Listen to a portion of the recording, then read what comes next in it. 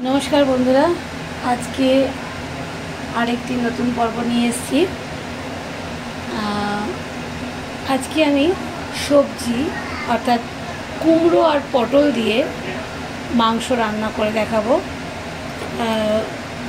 जखोनी आमादेर बाड़ीते एरकम मांसेर एकटु परिमाणटा कम थाके तखन आमरा एइभाবেই सब्जी दिए मांस खाई एबं सेटा असाधारण लागे। तो आपनाराও আমার মনে হলো এটা একবার আপনাদের সঙ্গে শেয়ার করা দরকার। তো সেই জন্য আমি চলে এসেছি আপনাদের কাছে শেয়ার করতে। আপনাদের যদি ভালো লাগে আপনারাও কাউকে শেয়ার করে দেবেন, লাইক করে দেবেন, কমেন্ট করে দেবেন। তো প্রথমে আমি কড়াইতে তেল দিয়ে দিয়েছি। কড়াইতে তেল দিয়ে আমি আলুটা একটু ভেজে নেব। কড়াইতে আলুগুলো দিয়ে দিয়েছি, ওর মধ্যে একটুখানি নুন আর হলুদও দিয়ে দেবো। নুন আর হলুদ দিয়ে দিয়েছি, দিয়ে এইভাবে আলুটাকে একটু ভেজে নেব। আলুও ভেজে নেব আর পটল কুমড়ো এগুলো একটু ভেজে নেব। ভেজে নিয়ে আমি তুলে দেব। অন্যদিকে আমি মাংসটা ম্যারিনেট করে রেখেছি আর পেঁয়াজগুলো কেটে রেখে দিয়েছি। আর পেঁয়াজ দুটো নিয়েছি, কেটে রেখেছি। লঙ্কা 4টে মতো 4-5টা কেটেছি আর একটা টমেটো দিয়েছি। আমি আলুগুলো একটু ভাজা ভাজা হয়ে গেলে, যেহেতু আলুটা একটু ভাজতে একটু টাইম বেশি লাগে তাই একটু আলুটা আগে দিয়ে দিলাম।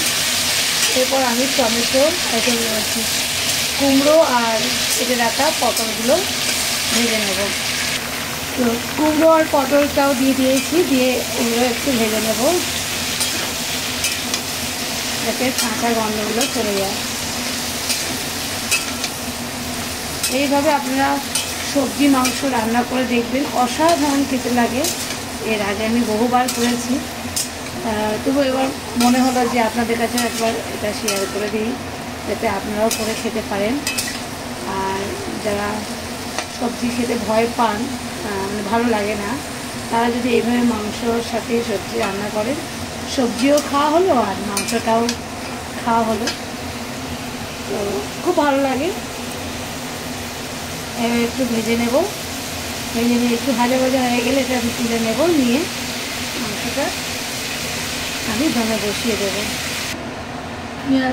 ভেজে নিয়েছি, সবজিগুলো ভেজে নিয়েছি। তেলটা আর একটু তেল দিয়েছি। তেলটা দিয়ে আমি এর মধ্যে পেঁয়াজটা দিয়ে দেবো। কড়াই তেল গরম হয়ে যাওয়ার পরে আমি পেঁয়াজটা আর লঙ্কাটা দিয়ে দিয়েছি। আমি একটু ঝাল ঝাল পছন্দ করি, তাই জন্য আমি শুকনো লঙ্কা দিয়েছি মাখার সময়, তার সাথেও আমি কাঁচা লঙ্কা দিয়েছি। আপনারা যদি ঝালটা একটু পছন্দ না করেন তবে কম ঝালও দিতে পারেন। আর যদি মনে করেন অন্য সবজি দিয়ে করবেন তাও করতে পারেন। যে কোনো সবজি দিয়ে এইভাবে রান্না করা যায়। মাংসটা এইভাবে ম্যারিনেট করে দিয়েছি আর ওপরে চিকেন মশলাও দিয়ে দিয়েছি। পেঁয়াজ একটু ভাজাভাজি হয়ে গেছে, তার মধ্যে আমি মাংসটা ছেড়ে দিয়েছি।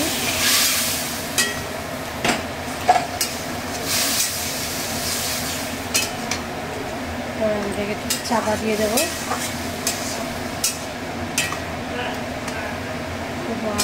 আছে দিয়ে অল্প আঁচে দেবো, দিয়ে এটাকে আমি চাপা দিয়ে দেবো।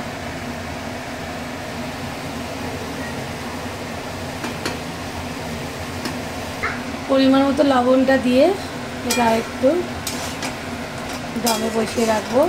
আর একটু তেলটা ছেড়ে গেলে তারপরে আমি সবজিগুলো দিয়ে দেবো। এইভাবে আপনারা অবশ্যই মাংস রান্না করবেন, ভালো লাগবে। যারা বিশেষ করে যারা সবজি খেতে চায় না তাদের জন্য বলছি, এইভাবে মাংস রান্না করলে সবজি খাচ্ছেন বোঝাই যাবে না, খুবই সুন্দর লাগে। আর এর মধ্যে আমি একবার একটু গরম মশলা গুঁড়োও দিয়ে দেবো। আমি সবজিগুলো অ্যাড করে দিয়েছি। এইগুলো সবজিগুলো মাংসের সাথে ভালো করে কষে নেব। কষে নিয়ে অল্প পরিমাণ জল দেবো, কারণ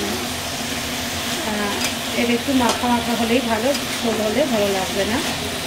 তাই জন্য একটু ঝোল থাকবে, বাট একটু মাখা কষেই থাকবে, তাহলে টেস্টটা বেশি সুন্দর লাগবে। তো তো এইভাবে আমি কষবো, কষে একটু অল্প পরিমাণ জল দেবো। লবণ দিয়ে দিয়েছি আর গরম মশলাটাও দিয়ে দিয়েছি, দিয়ে এইভাবে আমি কষছি। কষে আমি জল দিয়ে দেবো। কষে আমি জল দিয়ে দিয়েছি আর এবার আমি চাপা দিয়ে দেব। মাংসটা পুরোপুরি সেদ্ধ হয়ে গেলে মাংস আর সবজি আমি একটু অল্প পরিমাণ চিনি দেব, দিয়ে নামিয়ে নেব। চিনিটা দিলে কি সব কিছু ব্যালেন্স করে দেয়, সেই জন্য একটু চিনি দেব 1 চামচ মতো, তাহলেই আমার রান্নাটা পুরো কমপ্লিট হয়ে যাবে।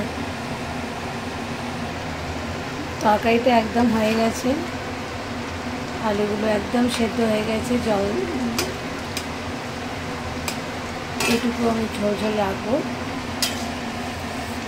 আপনারা যদি মনে করেন একদম জলটা মারিয়ে নিতেও পারেন, আর আমি একটু ঝোল ঝোল পছন্দ করি, তাই অল্প পরিমাণে একটু ঝোল রাখলাম। সব মাংস টাংস সবই সিদ্ধ হয়ে গেছে, রান্নাটা একদম পুরো কমপ্লিট। আমি এর মধ্যে 1 চামচ চিনি অ্যাড করবো, সব কিছু অ্যাডজাস্ট করার জন্য। আমি চিনিটা অ্যাড করে দিয়েছি, এটাকে এবার ভালো করে নেড়ে ছেড়ে নেব, নিয়ে আমার রান্নাটা একদম ফুল কমপ্লিট। তো আপনারা এইভাবে সবজি দিয়ে মাংস রান্না করবেন, আর খেয়ে কেমন লাগলো সেটা জানাবেন। দেখা হবে আবার পরের ভিডিওতে। ততক্ষণ পর্যন্ত খুব ভালো থাকবেন। টাটা।